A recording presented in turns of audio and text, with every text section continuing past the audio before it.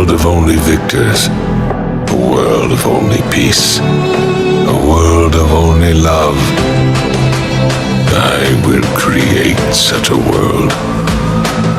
Madara Uchiha, the legendary leader of the Uchiha clan, the founder of Konohagure, alongside his friend and rival, Hashirama Senju, both sharing the same dream of achieving peace. Madara is the one who used Obito to start the Fourth Great Ninja War. He is the main villain in the Naruto series, and although later replaced by Kaguya, we still hold more respect for Madara.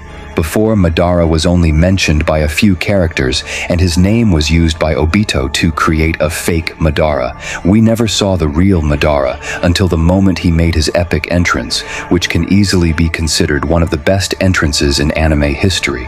He embodies confidence itself. He knows he is strong, and he shows it to everyone. We watch as Madara effortlessly massacres an entire army of shinobi who dare to challenge him. It makes us realize who is just a shinobi and who is truly a god. Madara, though an antagonist and a villain in the Naruto series, is someone who, in an indirect way, saved the shinobi world. He led it from a world filled with war, pain, and suffering into a reality full of peace and happiness. We never forget his name. He is Uchiha.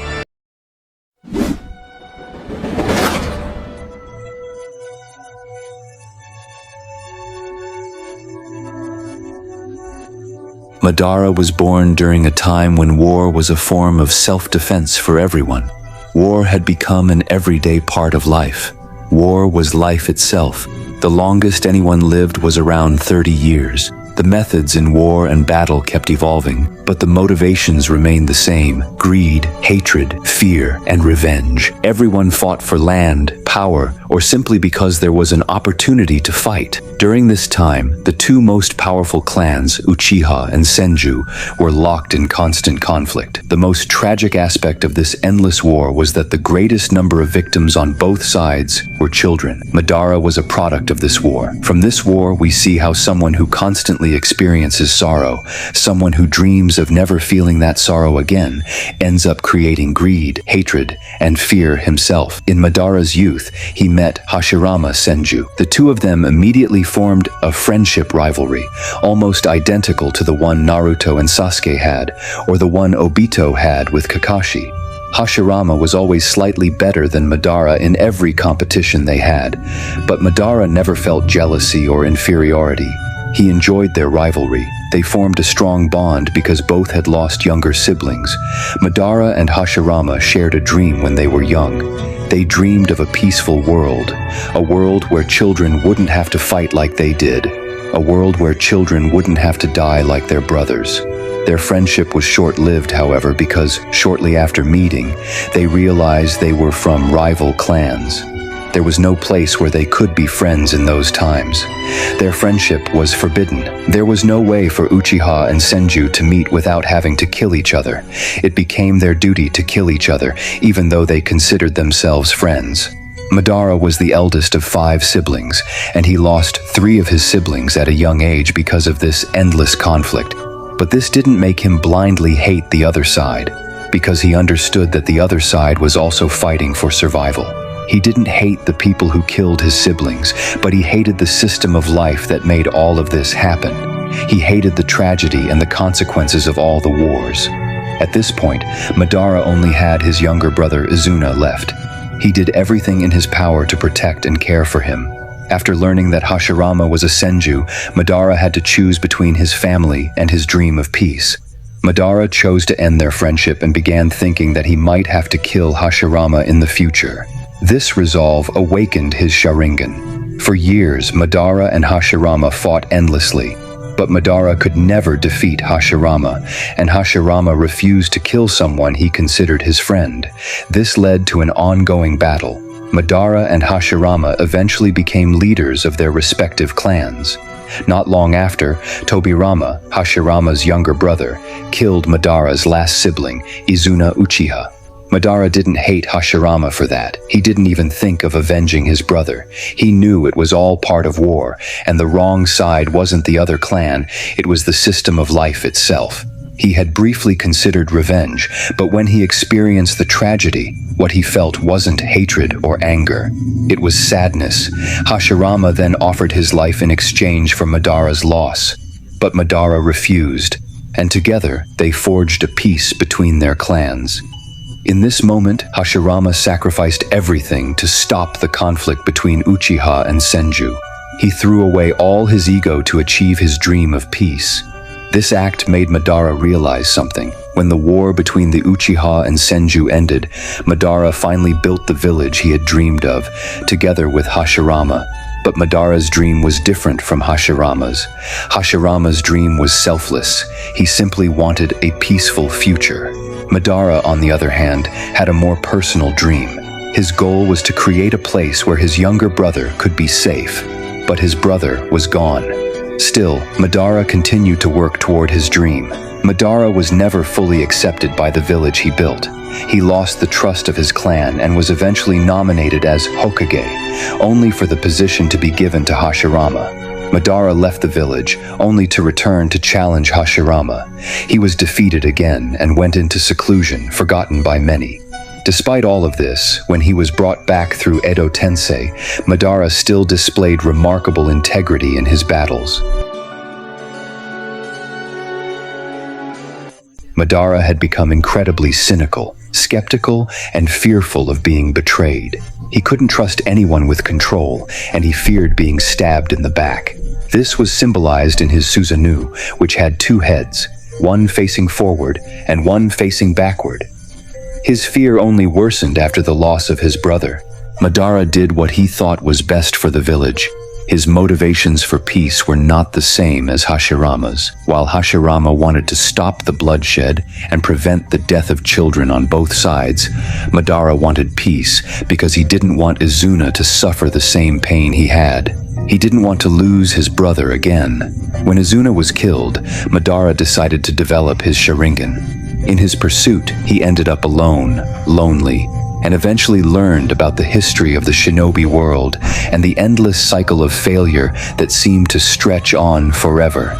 He saw that the fate born from the conflict between Uchiha and Senju was eternal and would never stop. Madara learned the secret of the stone tablet. He realized that attempts at peace would always fail. The stone showed him a life full of suffering, without an end, and he felt that his dream might never be realized. He felt like he was chasing a peace that could never be achieved. He tried to tell his clan and Hashirama what he had learned, but no one would listen. So he left the village and sometimes returned to attack Konoha. He challenged the first Hokage and fought until exhaustion. From their battle, the Valley of the End, where their statues would later stand, was formed.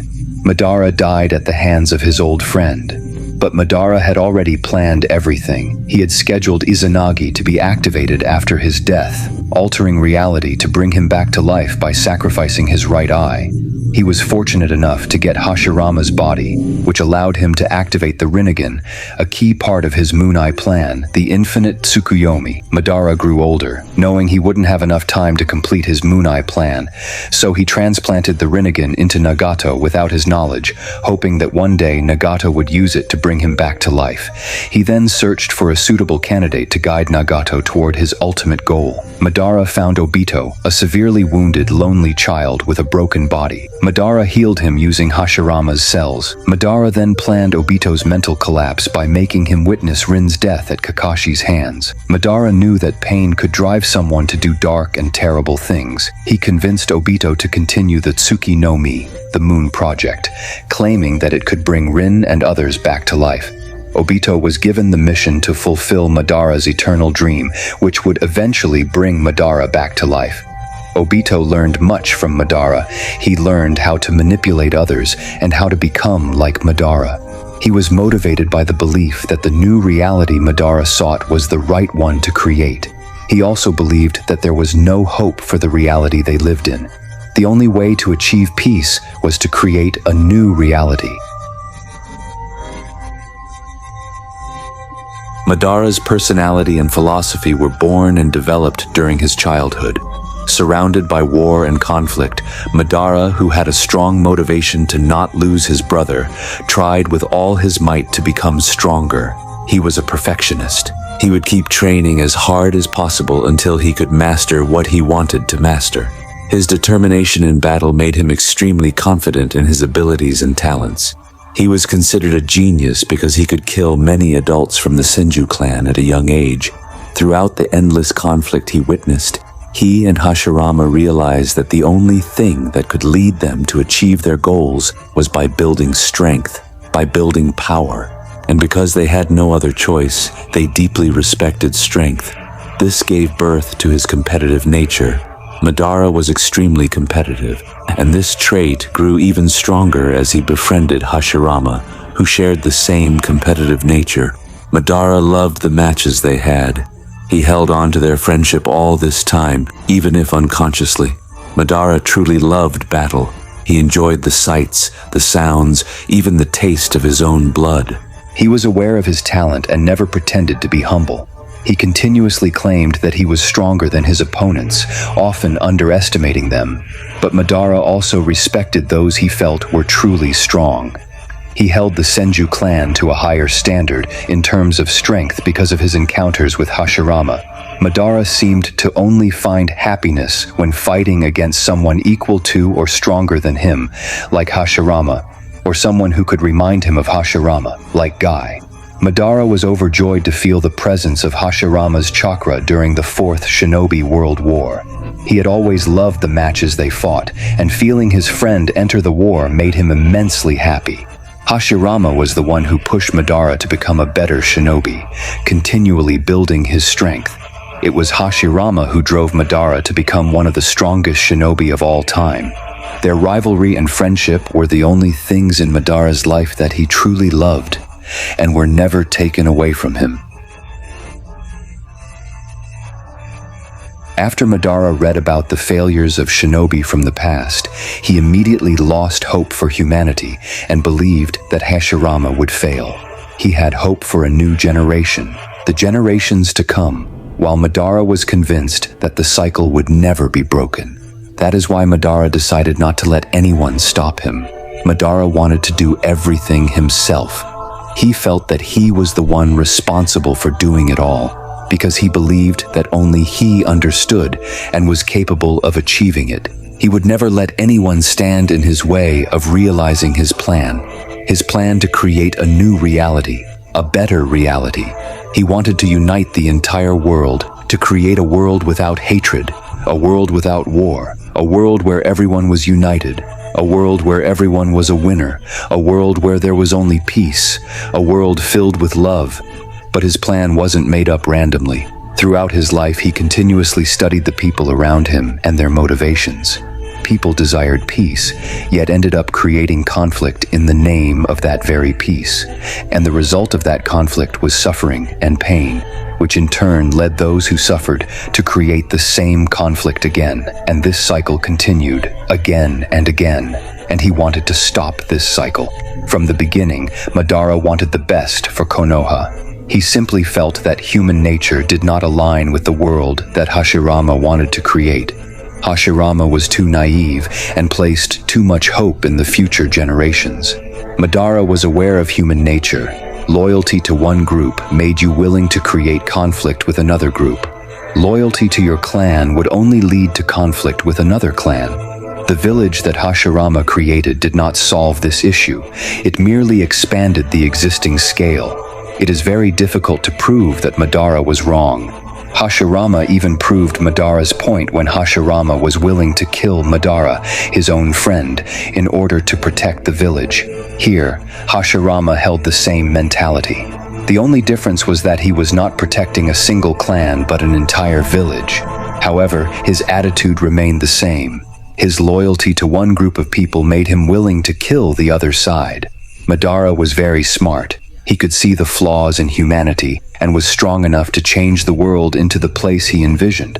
Although we can blame him because, from our perspective, what he did was wrong by trapping everyone inside a permanent illusion of peace and sacrificing the shinobi's free will in the process, we must also recognize and respect the amount of effort and passion he put into everything he did. All of it was for the goal he wished to achieve, giving everyone happiness, creating peace. Madara realized that the foundation of human life was suffering and the meaninglessness of existence. Madara knew this from an early age when he said that death was the destiny of a shinobi. He understood that even when peace was achieved, the fact that one must eventually die still made life itself an existence of suffering. The solution was realized through dreams. After accepting the fact that pain and suffering were unavoidable realities, he concluded that the only way to avoid all of this was through an illusion in the form of the eternal Tsukuyomi. With this jutsu, he could provide everyone with a perfect reality, making everyone a winner. Madara dreamed of a world where children did not have to become soldiers and die on the battlefield, a world without pain and suffering, a world where there were only winners and no losers, a world filled with happiness. The problem with Madara's plan is that, even though he intended to eliminate endless battles and suffering, he had to sacrifice the free will of the shinobi. His plan was to create an artificial peace, a peace born out of illusion. Peace can only be truly meaningful if it is achieved within reality, not through an illusion, because that would only be a lie. Free will should be the core of a human's life, of a shinobi's life. The ability to make choices and to live as one desires, bearing the burden and responsibility for every decision they make. But Madara's plan takes all of that away, stripping the individual freedom from the shinobi world. People should be given the opportunity to choose based on their own desires.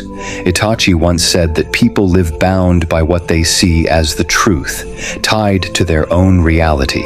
Madara was exactly like this. He couldn't envision a world where he was wrong. He believed that his dream was the best gift he could offer the world.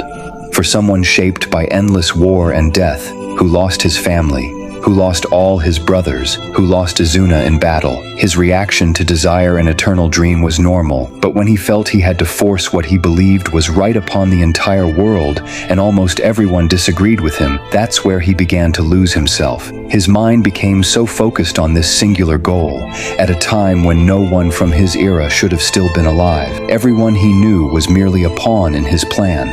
And the irony in all of this is that he too was just a pawn in an even greater plan. Madara was the one who taught Obito how to control others. He understood the impact of loneliness when combined with failure and darkness, but what he didn't realize was that he himself was a victim of the same thing. He felt that he had played the game well, only to discover that he was also a pawn in a much larger game. It turned out that Madara had been used all along by Black Zetsu, who ultimately killed him to revive Kaguya Otsutsuki. Madara's death was beautiful. He died next to Hashirama, his old friend, rival, and someone he deeply respected. The only thing that separated them was ideology. The one thing Madara still possessed, that cruel fate and destiny could never take away, was his unwavering spirit. In his final moments, Hashirama spoke to the ghost of the Uchiha, telling him that he should have accepted the reality that there are things that simply cannot be achieved. Madara wanted to control everything. He wanted to do everything with his own hands, but Madara could never accept failure. He failed to save his brother, failed to create the village the way he envisioned, and he could not come to terms with any of it. Madara hated having anyone behind him, and this is what caused his downfall, leading him to fight the only person who had ever truly believed in him, and it was that very person who ultimately stayed by his side as he approached death. Hashirama was the only one who truly understood the real Madara. They were good friends who became victims of circumstance. Hashirama himself said that even though Madara was filled with cruelty and manipulation, deep inside, he was still a good man. Madara was someone who was motivated to achieve peace, but lost his way. He ended up doing things that were beyond limits to the entire world just to fulfill his dream. But at the very least, in his death, he still had a friend. Madara never demanded the life of Tobirama, who had killed his brother, just to make things even with Hashirama. Even though he hated Tobirama deeply for killing his brother, he didn't want that, because he understood the deep pain that comes with losing a brother, and he didn't want Hashirama, his old friend, to experience that same pain. The tragedy of all this is Madara created peace in the shinobi world through his pursuit of an artificial peace that made all nations unite and fight against him. All of this effectively cut off the cycle of suffering that he desperately wanted to end. Madara, indirectly, succeeded in improving the relationships between villages and the civilizations that existed. And what he did was merely show everyone's true desires. He made everyone realize not to care about unimportant things that only brought suffering and pain. He made everyone focus on peace. If you look at it, it's the same thing as when he first met Hashirama and didn't tell their clans, allowing them to talk to each other, to share emotions without caring about social or political burdens. And even though their personalities were different and they saw themselves as rivals, they were the ones who understood each other the most. From the first time we see Madara, we can feel the heavy sadness he carried. We can feel the deep tragedy that this character suffered. I never saw Madara as an evil villain, like in most shows. He was merely a figure tragically destroyed by fate and destiny, which never allowed him to win. He was someone who was great at everything,